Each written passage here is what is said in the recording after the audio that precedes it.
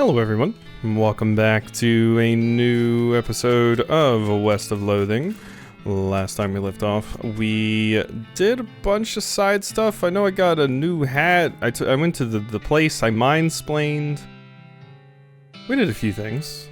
So, yeah, I don't know what I'm gonna do today. Let's see, what's the first thing you're gonna say? Never much for city living, too crowded and noisy. Am I forgetting about anything? Tells you should get medicine from the rescue mission up north and take it to the guy with the broken leg. Okay, yeah, so we can do that.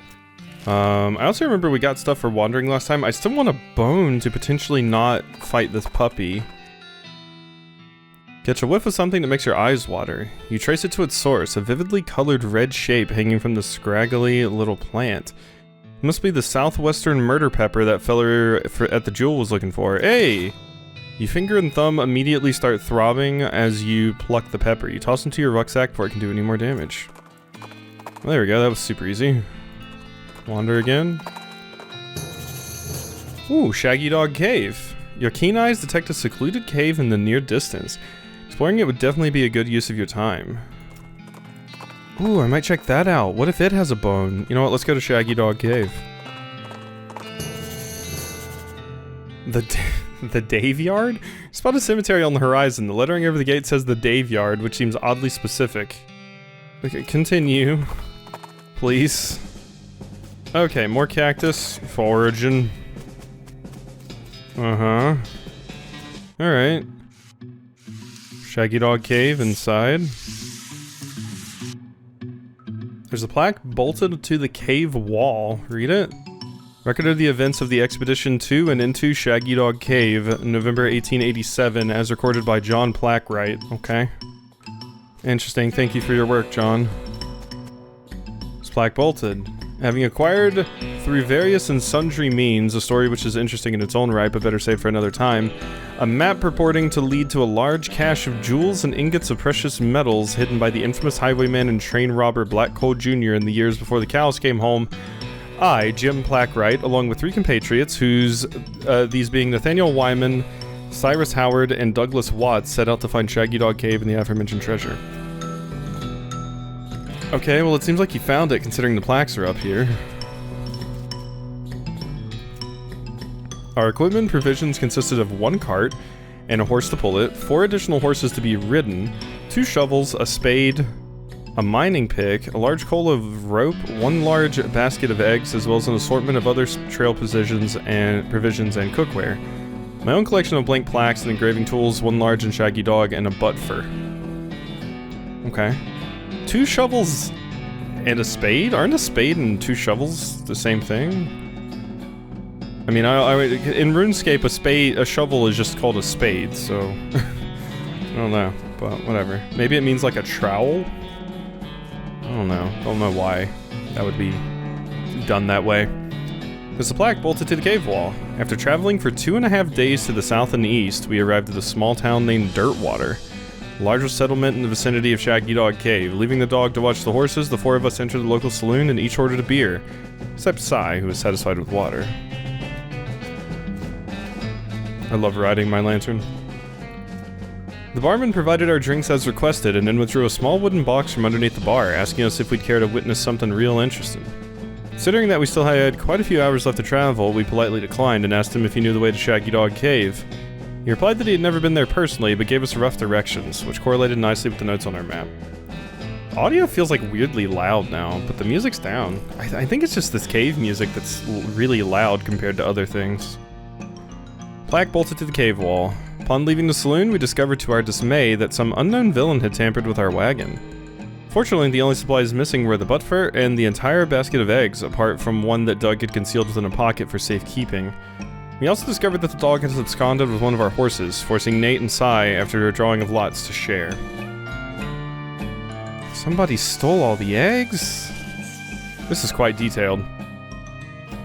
After acquiring a barrel of fresh water for the trip, as well as a replacement butt fur, we headed out into the open desert. The sun shone down mercilessly upon us, though we took small solace in the fact that it would have been far more intolerable had we made this expedition during the summer months, rather than November. In order to pass the time on the trip and resist becoming dazed from the heat and susceptible to desert mirages, We exchanged stories of our youth, which I will not be retelling here for reasons of length. I wonder... They keep saying butt fur. What is a butt fur? Butt for... yeah. What's a butt fur? Oh, I get it. I get it. What's a butt for? It's for poop. Pooping. Oh god. Oh god. Oh god. Sorry, I was on my other monitor and accidentally clicked on a YouTube video while I was trying to click back to my recording software. Yeah, okay, a butt, what's a butt for? It's for poop. Yeah, I get it. I think that's what it's going for.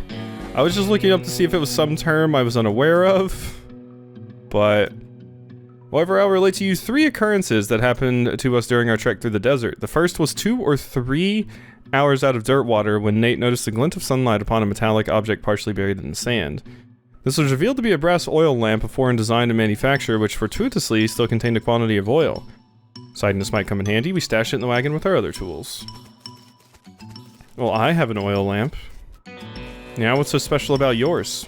If you rub it, does an oil genie come out? There's a plaque. Our next encounter was with a nomadic goblin tribesman, who we discovered spoke excellent English. It inquired as to our destination, and we replied that we were looking for Shaggy Dog Cave, though we did not disclose the reason for our journey. The goblin confirmed that we were heading on the correct course, and mentioned that he had only a short time earlier witnessed a large and shaggy dog riding a horse in the same direction.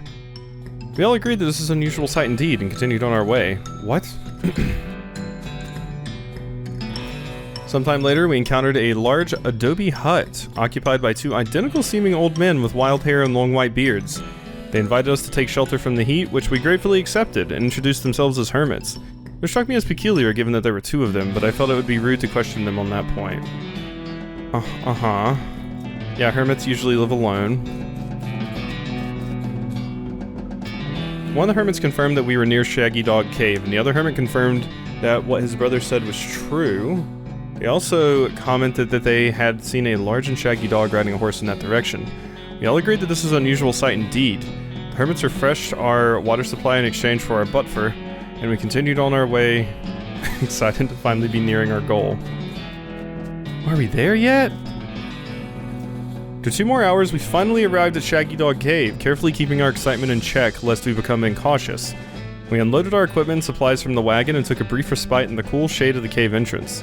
To celebrate our arrival, Doug unpocketed and shared the egg he had saved from our basket that had been stolen in dirt water. Once we were rested, we decided the time had come to explore the cave. About time! Discovering that we had neglected to pack torches, lanterns, or any other light source with which to illuminate the cave, we declared that it was indeed fortuitous that Nate discovered that antique oil lamp. He gave the brass a quick shine and then lit the wick, and we were relieved to discover that it lit easily and provided a very adequate amount of light. How long is this shit? Jesus Christ, God, these plaques couldn't have been easy to make. As we headed into the cave, we were further encouraged by the fact that the floor was quite even and easy to traverse, and there were no side passages which might cause us to become lost. Despite this, I resolved to hang a number of plaques to mark our progress throughout the cave and engrave them with the tale of our journey such that others who discover the cave after us might be entertained and edified by our story. Thank you. Soon we came to the end of the tunnel. While Nate, Cy, and Doug took turns with the excavation, I completed the last of the aforementioned plaques. It was a matter of perhaps an hour before Cy's shovel struck a wooden surface with a hollow noise, and we hauled a traditionally styled treasure chest out of the hole with great excitement. Okay. There's the hole. It's a hole, a completely empty one. The chest was locked with an ancient and rusting iron padlock, which broke easily from a single swing of our pickaxe. We opened the lid slowly, and the flickering light of the antique oil lamp shone brilliantly upon jewels of every color and shining ingots of precious metals. Just as promised by the legends of Black Coal Jr. Joyous at our triumph, we loaded the chest into our wagon and began the journey home. Thank you for reading, and may your own endeavors be equally successful. They weren't, Jim. You didn't even leave me anything? Nothing, Jim. Not a crumb. I just read your whole story and nothing. Can't believe you, Jim. Severely disappointed. So can I just, like... I guess I can get out of here this way. Yeah, okay. We don't have to walk our happy asses all the way out. What about the Shaggy dog that was on its way to the cave? What if I, like, if I walked out of Shaggy Dog Cave, what if there was, like, a secret boss fight where the Shaggy dog fought me and I just missed that by teleporting out? I don't know. Alright. Let's just go ahead and crawl on the floor here. Hello. Find me a murder pepper? Yeah, here it is. Nice big one. That'll last a while. Good going. Guys, if you're still looking for stuff to do, I need someone to go check my mail. Ordered a new saute knife, but I haven't got time to fetch it. Here's the key. 441? Okay, well that was a weird adventure that we just went on. Open box 441. You open the box and a torrent of junk mail falls out to reveal a knife just sitting loose in the box. You pick it up. A saute knife. What if I kept it? Even though you're holding it, you're still pretty sure there's no such thing as a saute knife. Anyway, it's too thin to use as a weapon, so it's not even worth stealing. Okay. Well, if that's the case, I guess I won't steal. Hi. Yep, here you go. It'll work better than the last hammer I was using. Okay, I need one more favor from you, but it's the most important. I used to have this recipe for a very secret jerk sauce, but my friend Dave J stole it from me. And he died and took his secret to the grave. Literally, I mean, he was buried with it. Oh, cool. Good thing we found the Daveyard. You want me to dig up his grave? He's dead. He won't mind. Okay. Sure. Well, we know where the Daveyard is, so I guess we go explore the Daveyard? Saddle up. There's the Daveyard.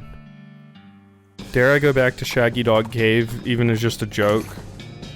Your booze sense alerts you to the presence of a rock. Confused, you move the rock, and sure enough, there's a bottle of booze behind it. Cheap tequila. You're afraid for a second that your booze sense had been replaced with some sort of rock sense. Yeah, that would have been terrible.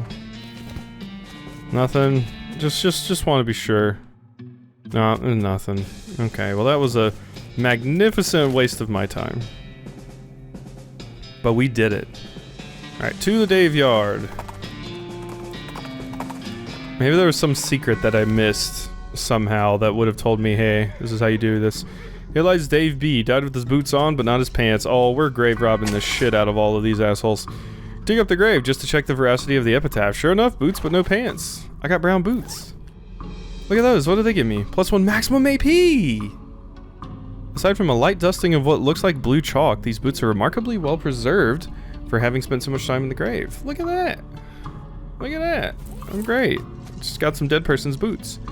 Tree has a dozen messages carved into the bark, each reading Dave was here. His remains look pretty restless. Gotta put him down. The skeleton of a Dave. +4 muscle. Kablamza.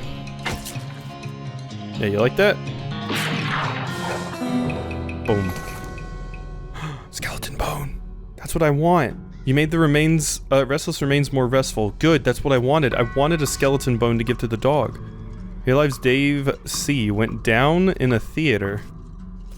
Did you? Well, I hope the person you went down on enjoyed it. Here lies Dave J. Rapapapow. You dig up the grave and pry open the coffin. Instead of a corpse, it contains a garbage bag? Strange. You reach into the garbage bag and are surprised to find that's full of pudding? No, it's not just pudding. It's pudding and motor oil? Who would do this? You finally managed to reach all the way to the bottom of the bag and retrieve a sodden lump from the bottom. You unglob the wad and dry it off, then wash your arm in a nearby ditch. This better be worth it. Dave's secret sauce recipe. Oh my god, why? To stop people from stealing it, I guess. Yeah. I mean... Moo. And bang. And then shoot. Good job, Susie. We're great at murdering. Okay, what's over here? Dave L. Died of a heart attack. See you in -36 years. Dave G. He was looking to the sky to save him, but even the sky can't save a feller from like 40 angry bears. Gravedigger left his lunchbox. Oh boy, free lunch!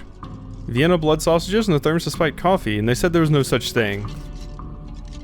Beat the dickens out of him. Maybe I shouldn't have stole the Gravekeeper's lunch. Might have been a bad call. I don't really even need to use this buff in this fight. Susie and I can finish it off. Ooh, I got a gold tooth. Yay. Hi. Uh-huh. This is one of those things they have in mausoleums, you know? One of the big, marble things with lots of drawers full of skeletons. Open a whole bunch. I ain't a scared. What do I look like?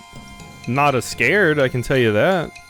Reduce the muscles of all enemies by 4. Moo. Moo. Yeah, that's right. Be afraid. Yeah, 1 HP. Wow. Uh-oh. Oh, no, spooky. I can still buff. Because I have enough AP for that. So good. How much HP do you have? Skeleton of Tetched Dave Hickok. Gun-toting David Duty. I'm gonna attack you because I think I can do enough damage to kill you, yeah, in 1 hit. So, bam. And then Susie can finish off Fat Dave Cartwright. Oh, but they might get back up if I don't kill the other one fast enough, right? That's probably a thing that happens. Maybe. Gold Tooth, Skull Chips, and Gold Tooth. 3 up and 3 down. Is the thing they would say about this if baseball analogies were a thing now. Boom. I'm such a good murderer. And yes, this is the route I'm going for the game. The Daveyard Tomb. It's a big stone sarcophagus. It's a pile of mostly burned rags that maybe used to be a person? Investigate. Dig through the rags and find a few things that look like they're worth keeping. A gore-splattered scroll, human ashes, and a robe receipt? What? Scroll's almost too covered in blood and viscera to read. Luckily for you, you've gotten all that practice reading inside of a dog. Scrape the largest of the giblets off the scroll and read it. It says to take a pile of human ashes, spread them out in the shape of a person inside a red chalk ritual circle, then sprinkle them with stardust and place a mostly perfect or better glass sphere where the heart should be. Anyway, that's the gist of it. The actual text has a lot more these and thous and such like that, plus there's a whole bunch of weird gibberish you're supposed to say out loud while you're doing it. Okay, well I have these. This is a human in the final stage of that whole ashes to ashes thing. Well, part of one at least. A human gets harder to keep track of when it's in powder form. Examine them. It's the cremated earthly remains of a person. Someday they'll refer to these as cremains, but you will not approve. This is a receipt for delivery of 150 black silk robes. It's time you started gathering clues about the whole perambulating dead situation that's going on around these parts. You grab a notebook and paperclip and a receipt to the first page. And yeah, paperclip to receipt to the first page. There's a collection of clues you've acquired in your search for the Necromancer's home base. Okay. Open your Necromancer, you find a receipt for delivery of robes. Looking at it more closely, you see that there's a surcharge for delivery past Boulder Pass. That means the Necromancer's lair is definitely west of the mountains. Good to know. Okay. Well, we found out some things. I will perform the ritual. For that gross scroll, you need human ashes, some stardust, and a glass sphere. You dig through all your stuff, but you don't find any glass spheres. Nuts. Okay, I'm gonna have to come back here when I get one of those. But, I have the other stuff, because I got the stardust from the meteor. So... Wait, have I dug through these? Got an item. Skull with an odd tag on it. Wait, had I not? I thought I dug through those. Oh, wait, no, I went in there before continuing. That's right. This skull has a little paper tag on it, which has Intercemetery Loan on the side and some notes. The tag on the skull has a serial number and says it was borrowed from the submission catacombs on February 19th, 1886. Jesus, this thing is really late. Back the tag has the catacombs address on it. You discovered a new map application, old mission. Skulls, check them out. Okay.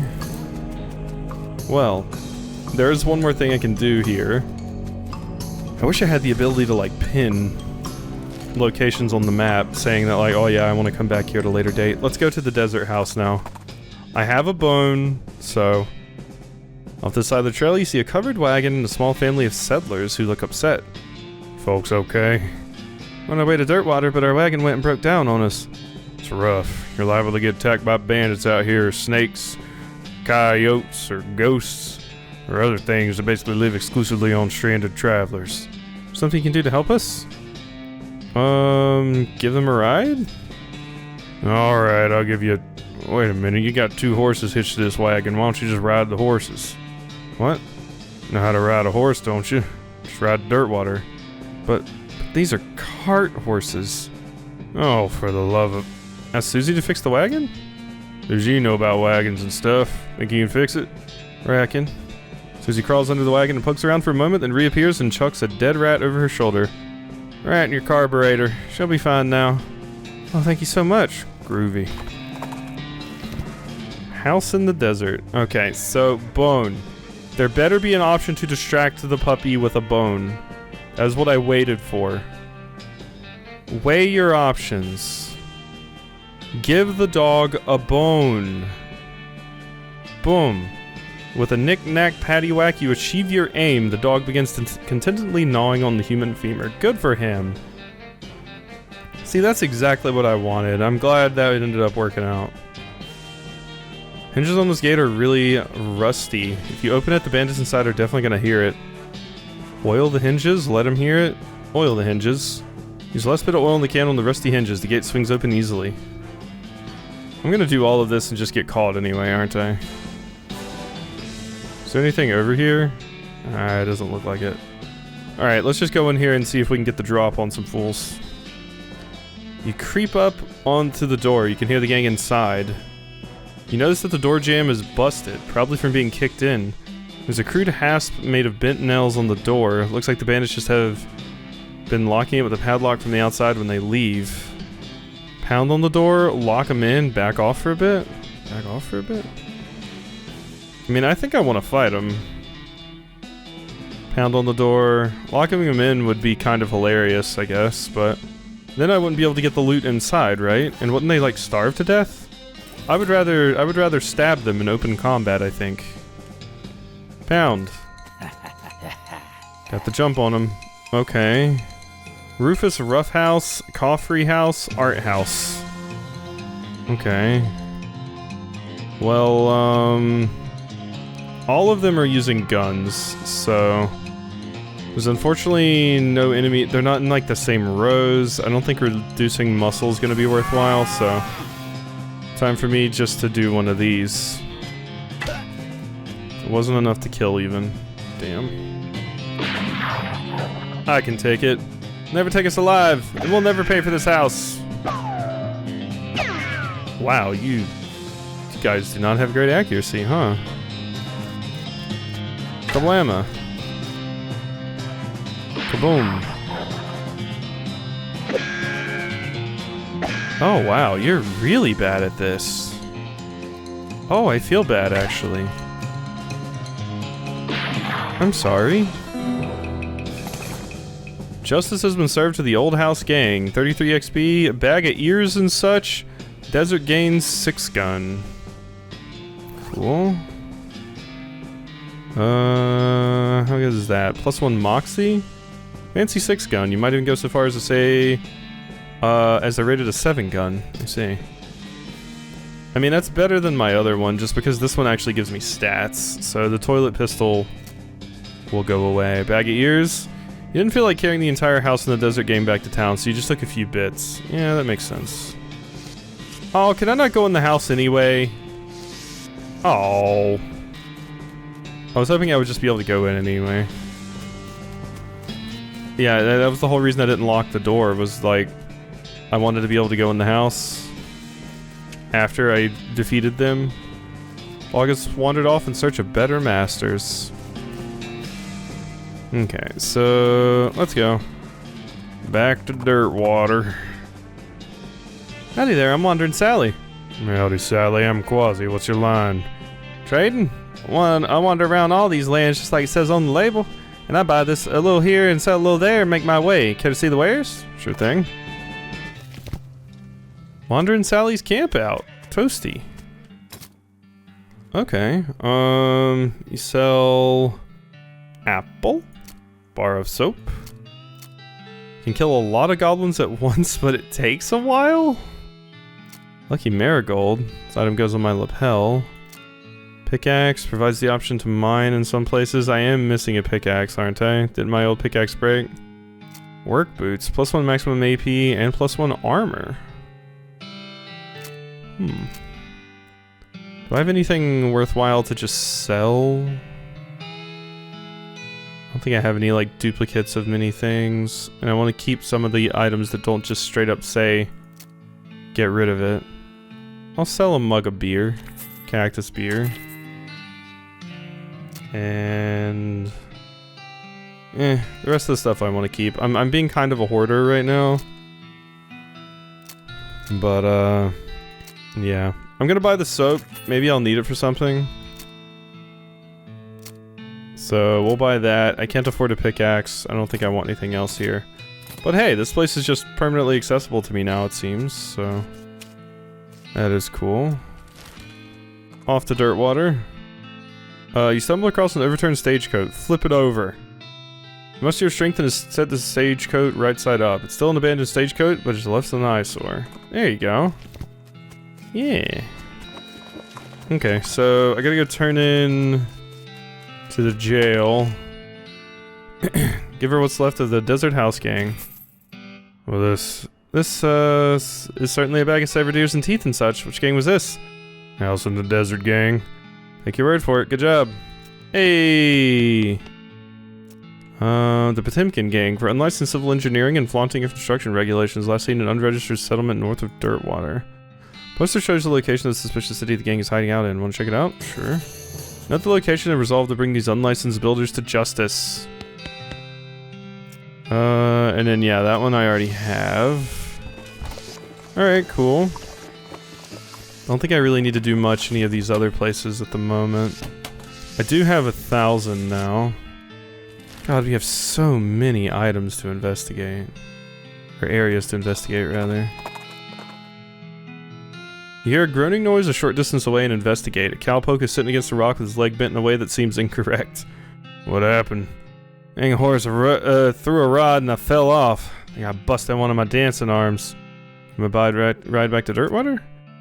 Help the guy onto the back of your horse and give him a lift back to town. Thank you kindly, stranger. Say I owe you one, but it seems doubtful we'll ever meet again. Uh-oh. Uh-oh. Am I gonna fight you?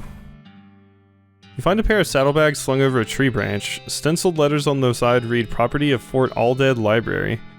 Dig through the bags. The bag is full of books, mostly boring military field manuals. You can find one of specific interest to you, the Advanced Cow Punch in volume 182. Okay, I do like to advance my cow punching. Do it. There's a chapter about situational awareness and its importance when trying to survive in a world full of demon cows. Vigilant. A haymaker. Really interesting article about punching people so hard that they stop moving. Gives a haymaker a combat skill that deals damage and briefly stuns the enemy. Increases your armor, protecting you against melee attacks. Haymaker sounds really good, but having more maximum AP feels very important.